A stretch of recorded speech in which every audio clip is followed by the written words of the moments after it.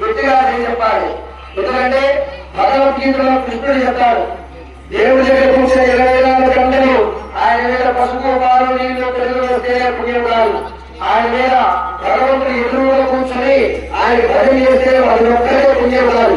కృష్ణుడు చెప్తాడు, శ్రవణం కీర్తనం విష్ణోహ స్మరణం పాదసేవనం అర్చనం వందనం సఖ్యం దాస్యం ఆత్మనివేదనం. వీటిని నవమినా భక్తులు అంటారు.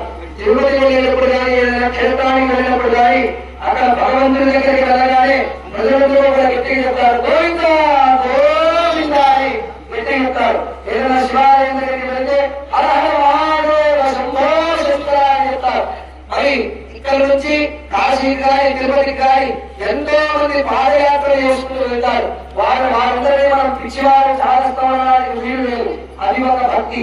స్మరణం శ్రవణం విష్ణు చెప్పడం ఒక భక్తి, వినడం ఒక భక్తి, అర్చనం సఖ్యం దాస్యం అంటే భగవంతుడి యొక్క పాద సేవ చేయడం ఒక భక్తి.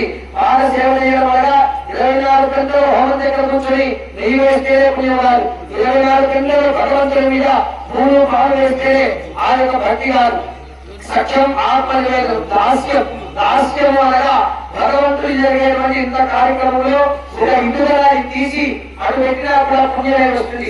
భగవంతుడి యొక్క సేవని దాస్యం అంటారు. సఖ్యం మనకి కృష్ణుడు కుచేరుడు లాగా భగవంతుడితో సఖ్యం స్నేహంగా ఉండడం.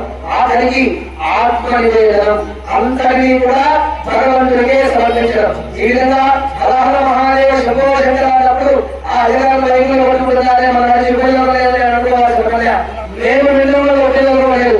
మీరు అడిగే అడుగుని సాక్షాత్తు శంకరులు వింటారు. మొదటి చెప్పారు, భగవంతుడు ఎక్కడ ఉంటాడు? మనలోనే ఉంటాడు, అంతగా ఉంటాడు. నరసింహస్వామి గారు కూడా ఒక స్థలంలో నుంచే ఉత్తరించారు. అక్కడ ఉన్నాడు, ఇక్కడ లేరు అనేటువంటి సందేహించాల్సిన అవసరం లేదు. భగవంతుడు సర్వాంతర్యామి. ఎవరు గట్టిగా మొదలెట్టుకొని పిలుస్తారో వారికి ఖచ్చితంగా భగవంతుడు పలుకుతాడు. కాబట్టి ఈ చేజలు చెప్పేటప్పుడు కానీ హరహర మహాదేవ అన్నప్పుడు కానీ గట్టిగా ముందు ప్రయాణించి చెప్పాలి, పగిలిపోవాలి. ఇక్కడ అంతా కూడా అంత అద్భుతంగా గట్టిగా సుందరంగా చెప్పాలి. ఏదో త్యాగేద్దామంటే త్యాగేద్దామని కాదు. కాబట్టి మనకి ఏదో ఒక పదార్థం చూపిస్తున్నాము అంటే